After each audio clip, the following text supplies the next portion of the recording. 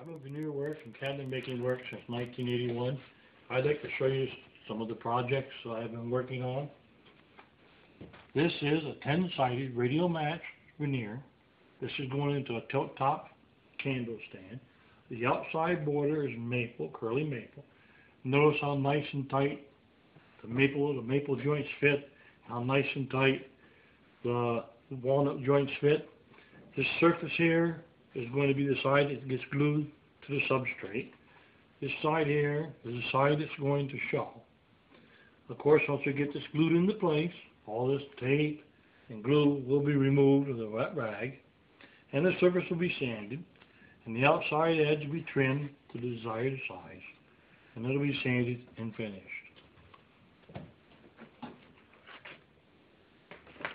This is another project that I'm going to show you how to make. This is an 8-sided radial match veneer. This is a 14-inch circle. This is going into a wall clock. Once again, this surface here is going to go against the substrate. This surface here is going to be the face side. All the veneer tape will be removed. The surface will be sanded and finished. But before we begin, I'd like to tell you a little bit about my book entitled Cabinet Maker's Guide to Veneering Techniques. In my book, I cover all sorts of subjects from taking the veneer out of the box to the final project. Some of the subjects I cover are cutting and taping joints, different veneer patterns, hammer veneering, and adhesives. For more information on my book, you can visit my website at www.veneeringtechniques.com. Today, we're going to be building a 8-sided, 14-inch clock face. So we're going to be using a ripple pattern walnut veneer. And we have to cut 8 sheets similar to these. This sheet is actually a couple inches too long, so we're going to have to cut it off. And you want to cut it 8 inches, allowing for waste.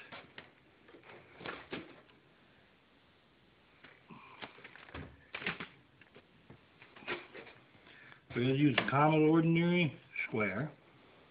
Since we're going to be cutting across the grain, there's special little tricks you need to know. First of all, we're going to cut the end grain that's tortoise using little sharp back and forth strokes.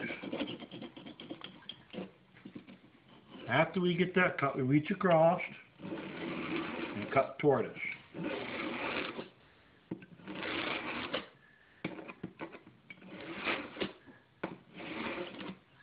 We're going to cut 8 sheets like this. Next thing we need to do, take each one of our 8 sheets and we're going to have to find the center. These sheets are 8 inches wide, allowing for waste, so that's going to give us 4 inches to the center.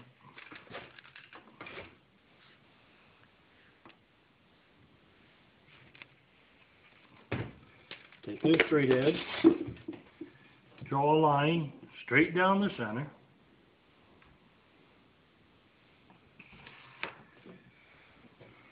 The next thing is we need to come up about 1/4 of an inch from the bottom to allow for waste. I'm going to put a mark across there.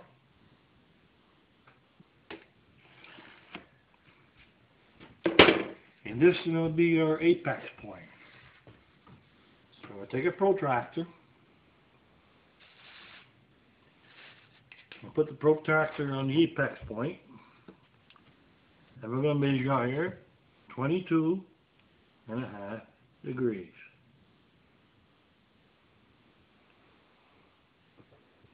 Clockwise from our center line. Then we're going to acquire and measure 22.5 degrees from our center line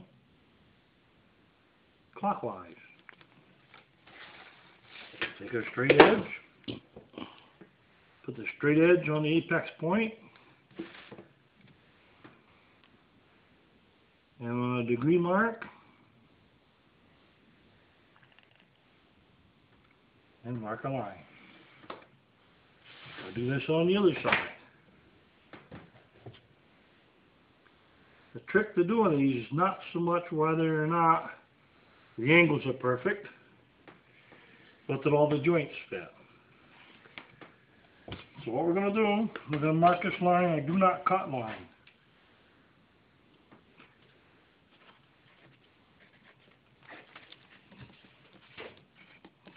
This is going to be a reference point for all our angle measurements. Then we take our straight edge, which I coated with sandpaper. The sandpaper is going to help prevent it from slipping and sliding around. Now we're going to take our veneer saw and cut off one side. Remember now, we're going to leave the other side.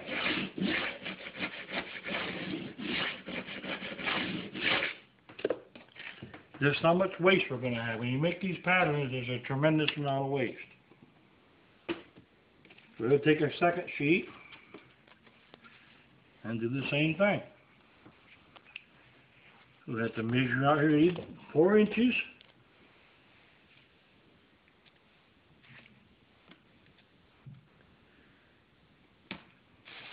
Find the center.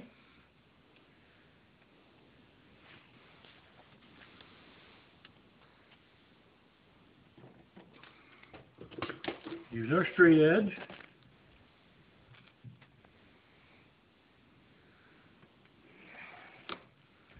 And we're going to come up the 1/4 inch or so from the bottom of this one. And when the two perpendicular lines meet, that'll be our apex point. We're going to come out here from our apex point, like we did the last one. And we're going to measure 22.5 degrees.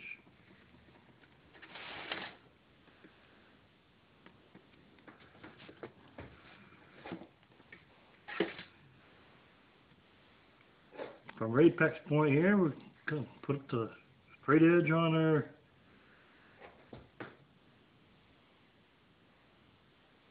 marks, and we're going to mark it.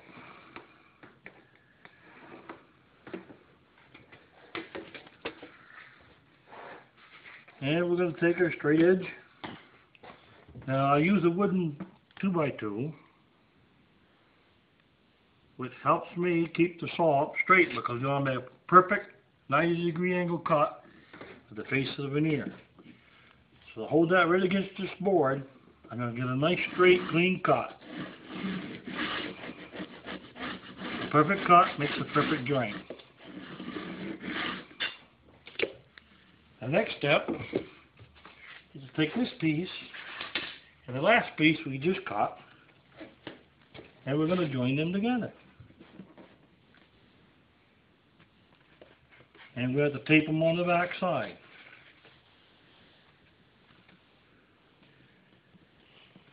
Since we don't have matched veneer, we don't have to worry about matching up any green patterns or anything like that.